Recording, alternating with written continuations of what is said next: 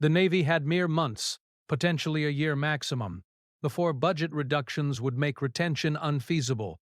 Every battleship still floating required assessment, classification, and either preservation for possible service or assignment to the breaker's yard before Congress decimated funding. Throughout the Pacific and Atlantic, 23 battleships that had endured history's most extensive naval conflict awaited their destiny.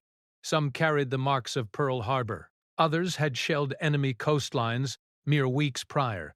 All embodied a naval philosophy that many believed had concluded the instant Japanese aircraft attacked Battleship Row on December 7, 1941. The discussion commenced immediately. Were these colossal vessels outdated remnants of a previous epoch? Or did they still hold significance in a world now overshadowed by atomic weaponry and guided missiles? The aircraft carrier had unmistakably emerged as the capital ship of contemporary warfare.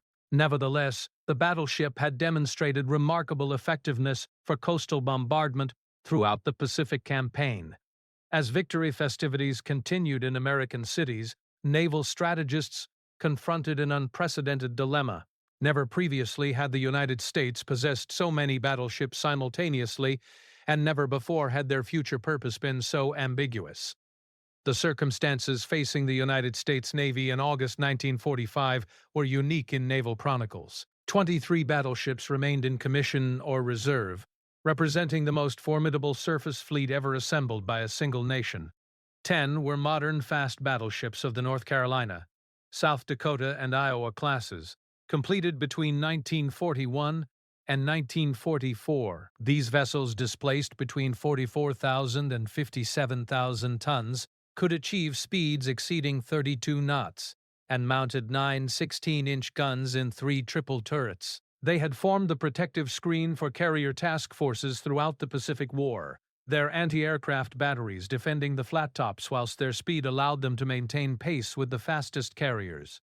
13 were older vessels, the survivors of an earlier era. 5 battleships that had been damaged or sunk at Pearl Harbor had been raised, reconstructed, and returned to service. 8 others had escaped destruction that morning or had been positioned elsewhere when the Japanese attacked. These older ships, displacing between 31,000 and 35,000 tons, could manage only 21 knots and mounted either 12 14-inch or 8 16-inch guns. Relegated primarily to shore bombardment duties, they had nonetheless proven invaluable during amphibious operations from North Africa to Okinawa. The newest battleship, USS Missouri, had been commissioned barely a year earlier and had hosted the Japanese surrender ceremony in Tokyo Bay on September 2, 1945. The oldest, USS Arkansas, had been launched in 1911 and had served in both World Wars. Between these extremes lay vessels representing 3 decades of battleship design philosophy, each now facing an uncertain future as the Navy rapidly demobilized from its wartime peak exceeding 3 million personnel. The immediate post-war period witnessed divergent approaches to the battleship question. The fast battleships, particularly the 4 Iowa-class vessels, were considered valuable enough to retain in active service or ready reserve. USS Iowa, USS New Jersey, USS Missouri, and USS Wisconsin represented the pinnacle of American battleship design, and their construction costs alone argued for preservation. Each had cost approximately $100 million to build, a staggering sum that made scrapping them politically difficult. The 6 fast battleships of the North Carolina and South Dakota classes occupied a middle ground. Newer than the Pearl Harbor survivors, but slightly slower and less heavily armed than the Iowas, they faced uncertain prospects. The 13 older battleships, however, confronted almost certain retirement.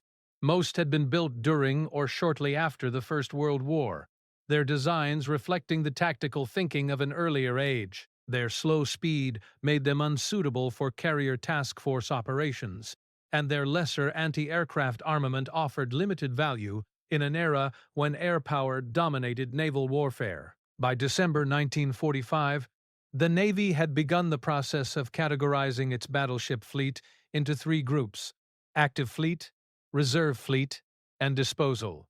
The active fleet initially included 8 battleships, though this number would fluctuate as budget pressures mounted. The reserve fleet would hold vessels considered potentially useful, but too expensive to maintain in commission. The disposal category included ships deemed obsolete beyond redemption. The oldest and most worn vessels faced immediate retirement.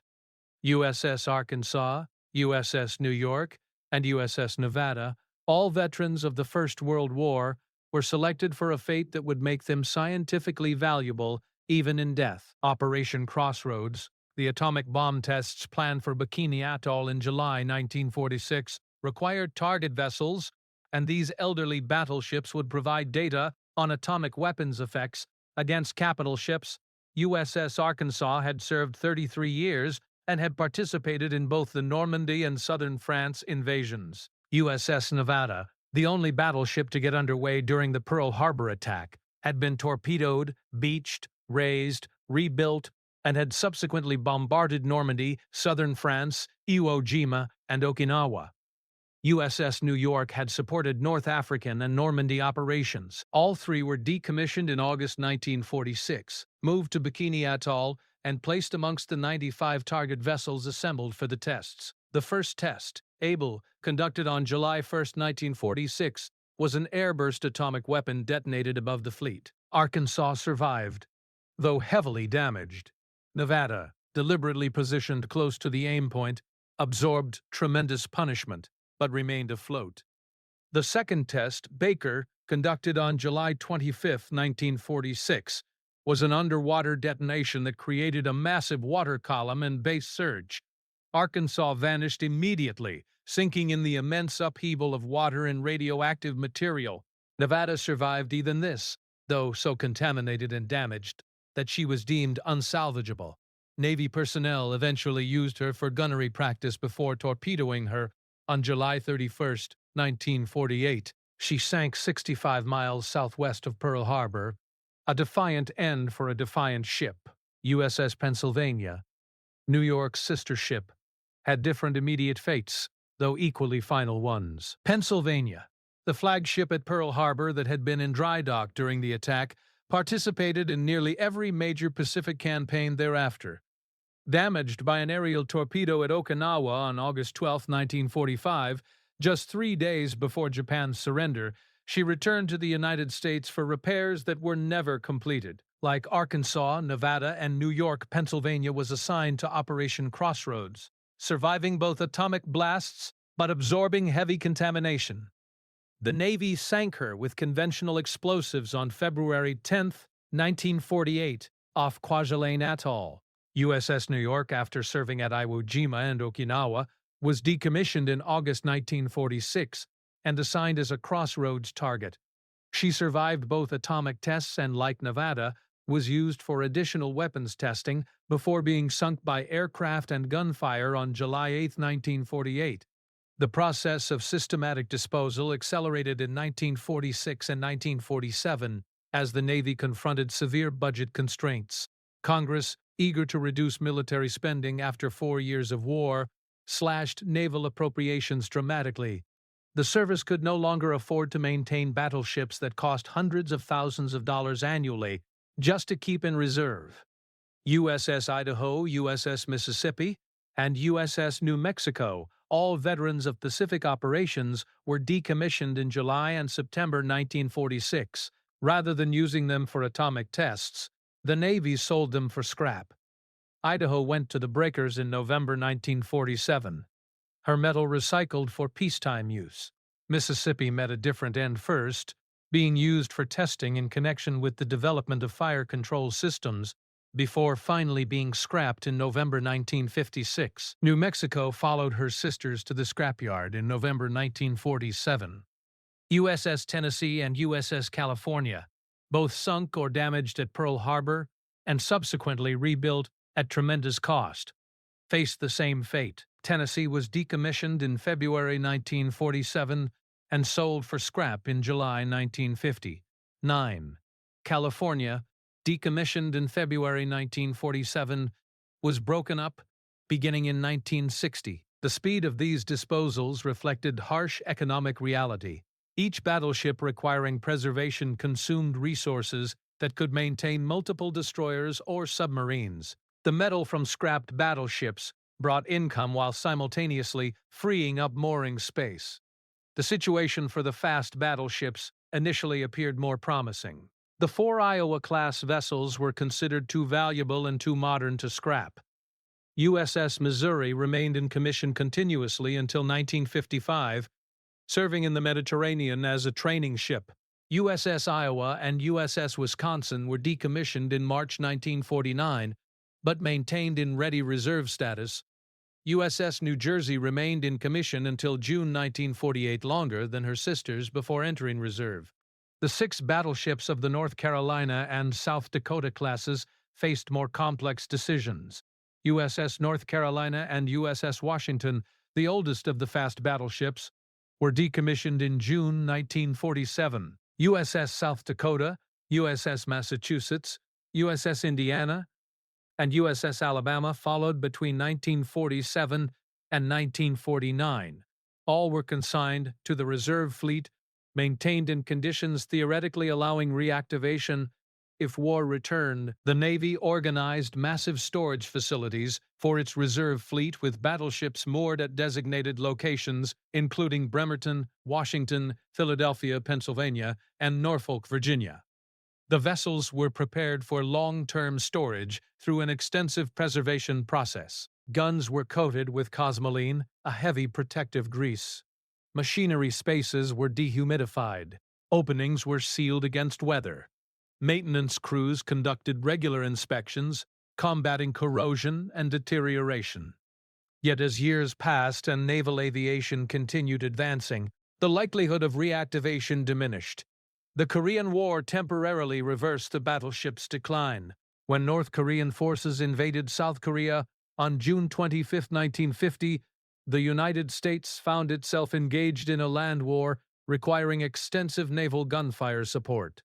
The Navy's cruisers and destroyers could provide some bombardment capability, but the massive 16-inch guns of the battleships offered firepower no other vessel could match.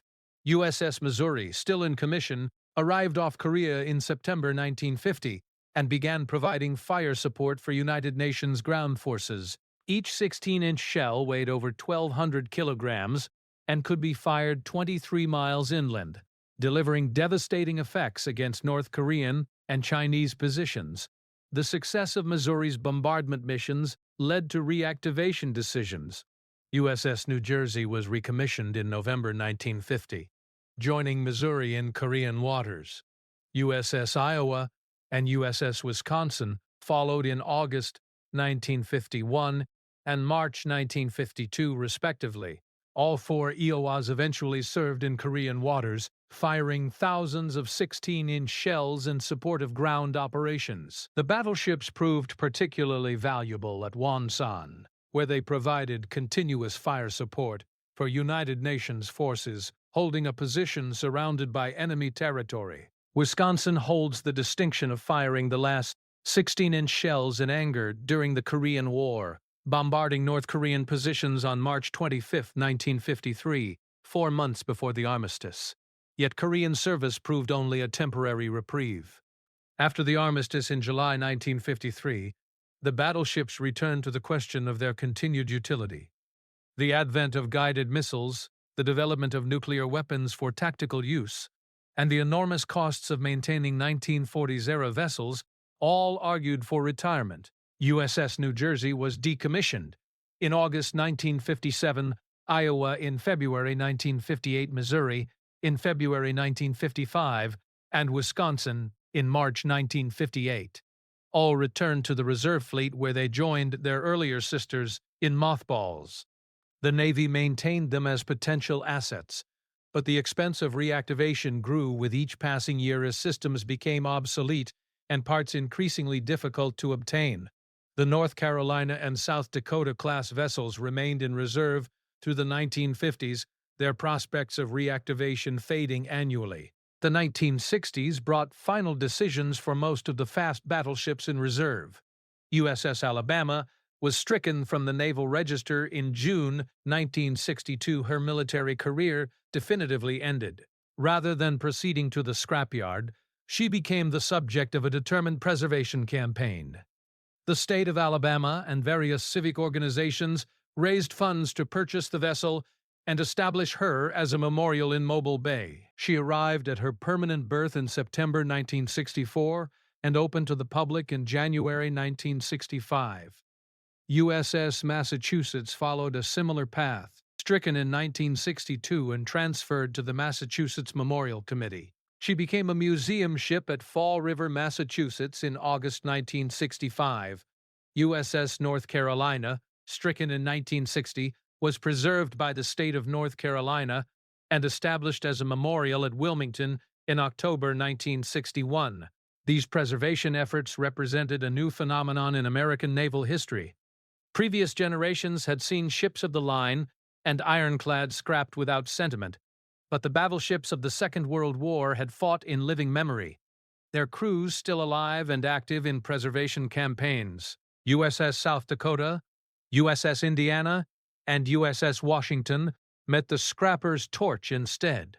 South Dakota was stricken in 1962 and scrapped beginning in 1963. Indiana followed in 1963, scrapped in 1964.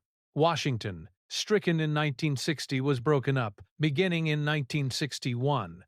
The Navy had concluded that preserving every fast battleship was financially and practically impossible. The vessels that survived as museums represented different navies or design philosophies, providing variety for historical preservation. The Vietnam War brought one final reprieve for a single battleship.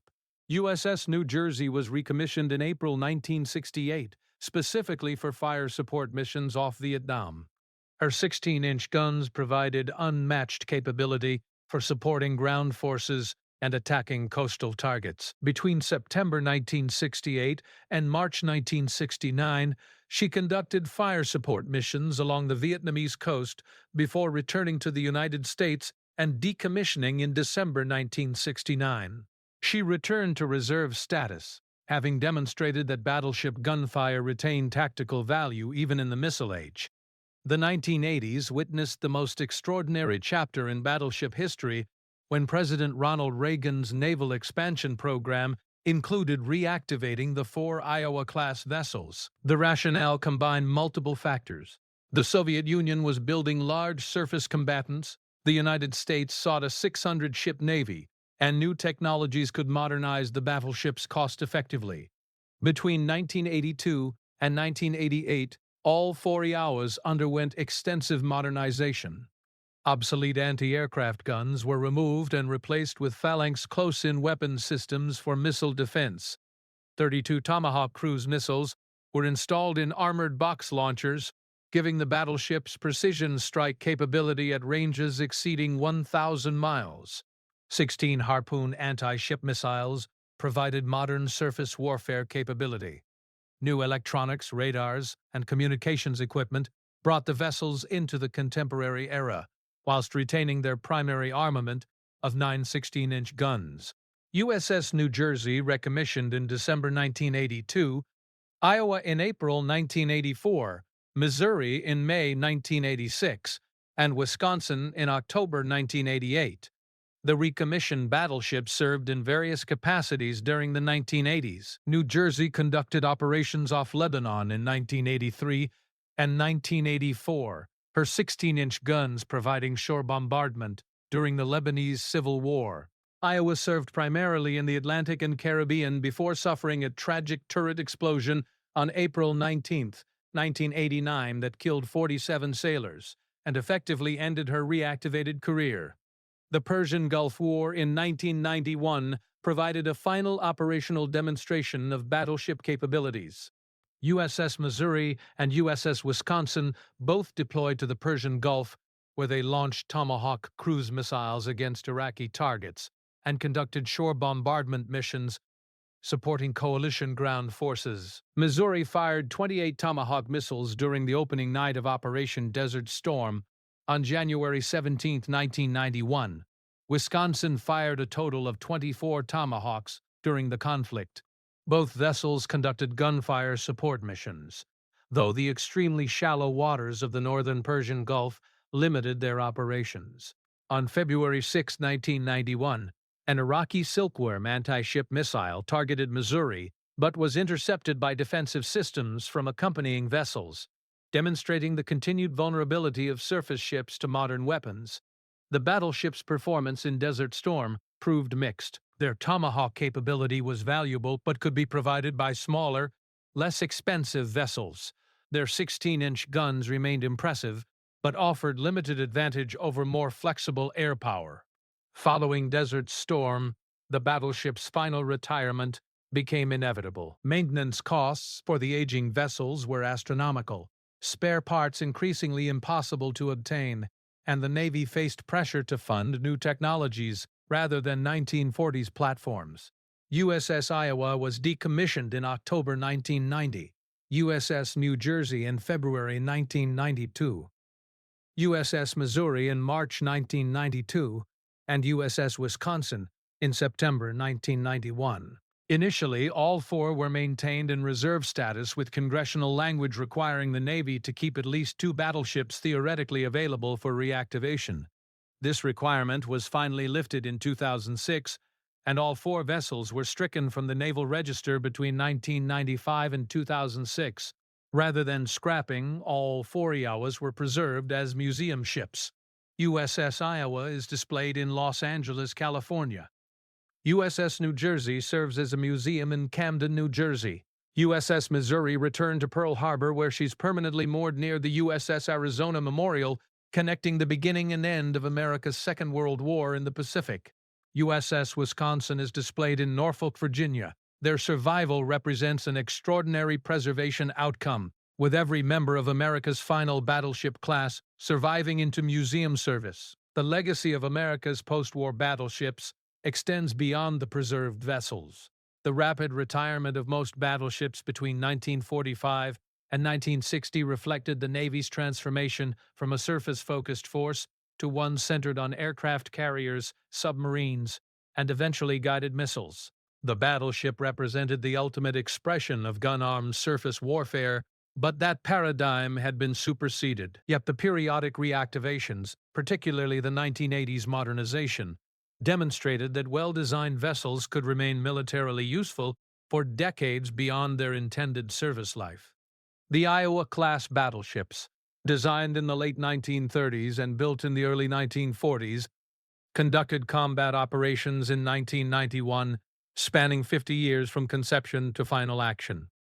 No American capital ship class before or since has matched this longevity. Of the 23 American battleships that survived the Second World War, 7 remain today as museum ships, ensuring future generations can understand the scale, complexity, and power these vessels represented.